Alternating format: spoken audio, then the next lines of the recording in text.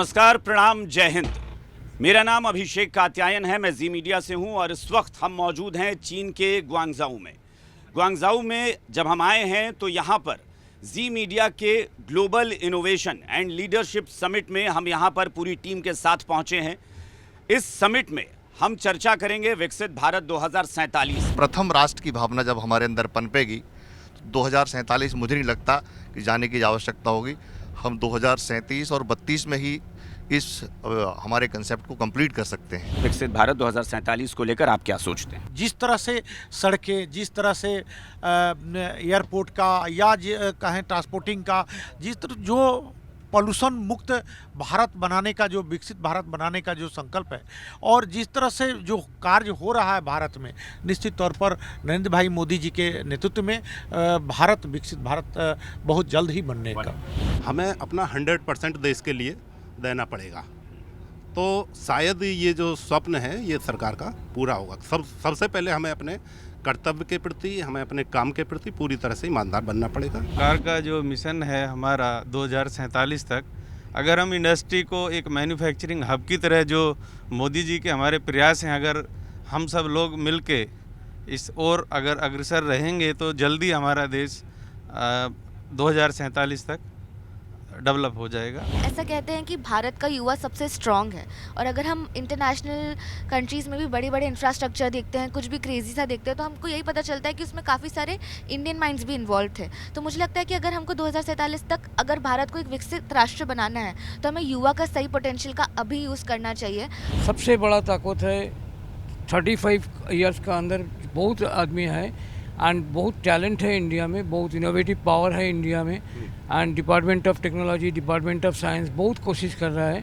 तो हमारा भी इंडस्ट्री के साथ, हमारा एजुकेशन के साथ इंडियन गवर्नमेंट का बहुत प्रोजेक्ट भी चल रहा है, और इसमें आइडिया लैब भी है, इनोवेशन लैब भी है।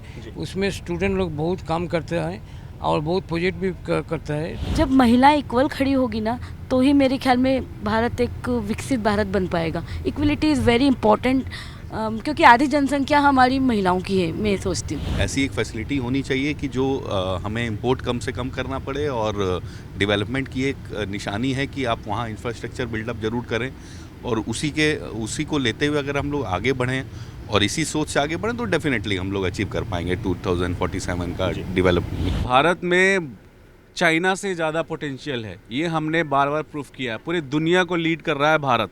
भारत की जो लीडरशिप है पूरे वर्ल्ड में है। जितने भी बड़े बड़े कंपनी है, माइक्रोसॉफ्ट हो, चाहे गूगल हो, चाहे जो भी हो, सबको भारत लीड कर रहा है।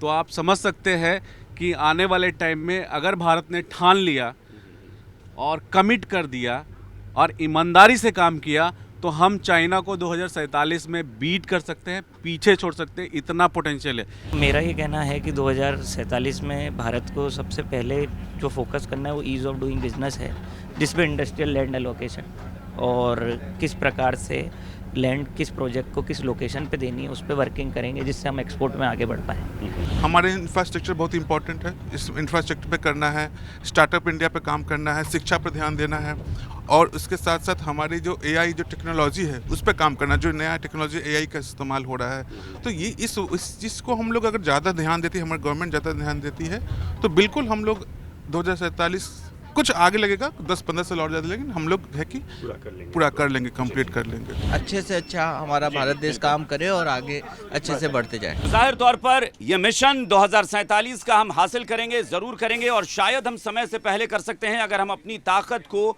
और ज्यादा सही दिशा में उसका इस्तेमाल करें, ताकत को और ज्यादा बढ़ा सकें।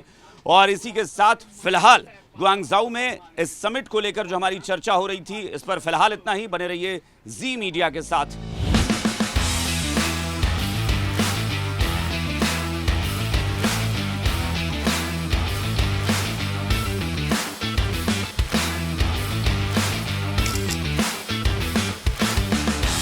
विकसित भारत एट 2047 का विजन लिए हम बुलेट ट्रेन में आ चुके हैं, और इसी रफ्तार के साथ इस विजन को आगे बढ़ाते हुए भारत में विकास के नए आयाम को गढ़ते हुए हम चाइना के ग्वांगझाऊ से निकल चुके हैं। स्पीड है। देखिए हमारे साथ जो लोग मौजूद हैं वो भी कह रहे हैं स्पीड बहुत तेज़ है, जो स्पीड हम अब फील कर पा रहे हैं। तो बुलेट ट्रेन यूं ही नहीं कहते, इसकी रफ्तार की वजह से कहते हैं। और हम सारे टीममेट्स इस वक्त बुलेट ट्रेन में मौजूद हैं। क्या क्या खास है, क्या क्या और स्पेशल रहने वाला है, आगे आपको हम दिखाएंगे, तो आप हमारे साथ बने रहिए अगर जानना चाहते हैं कि इसके आगे नेक्स्ट हम आपको क्या दिखाने जा रहे हैं।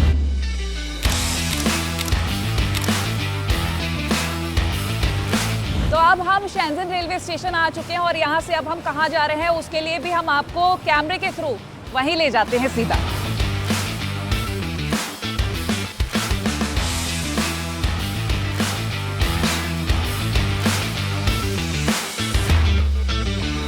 एक तरफ ये गगनचुंबी इमारत, दूसरी तरफ ये पार्क और इसके पीछे ये पहाड़, खूबसूरत नज़ारा ये है ल्यूशन पार्क। और यहाँ आप देख रहे होंगे लोग अपने फुर्सत के पल यहाँ पर बिता रहे हैं, अपनी फैमिली के साथ यहाँ पर आए हैं।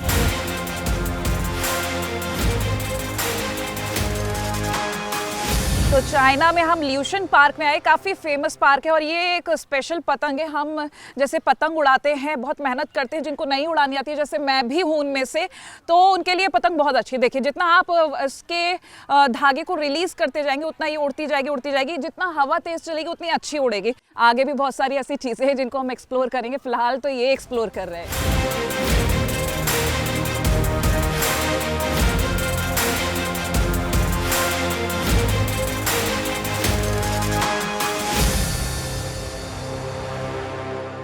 नमस्कार, बहुत बहुत स्वागत आप सभी का जी मीडिया के इस खास मंच पर।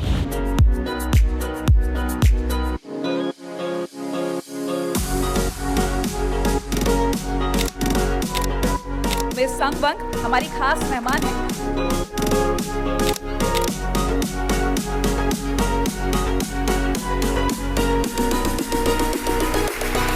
तो जोरदार तालियां आप लोगों की, और तालियां रुकनी नहीं चाहिए क्योंकि हम यहाँ पर जिस विजन के साथ आए हैं उसी विजन के साथ आगे बढ़ रहे हैं।